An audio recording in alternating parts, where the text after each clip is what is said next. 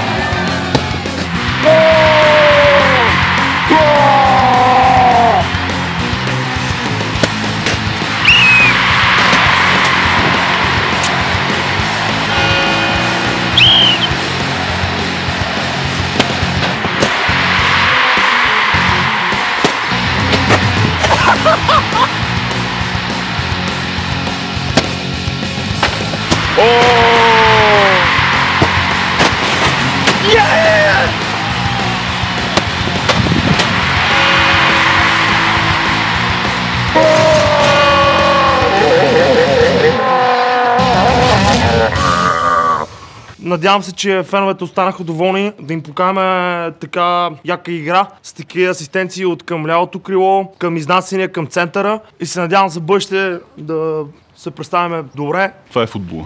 Единия печели, другия губи. Надявам се другия път ръководството да е осигурило повече чипс Ruffles, защото те просто ни превъзхождаха по чипс.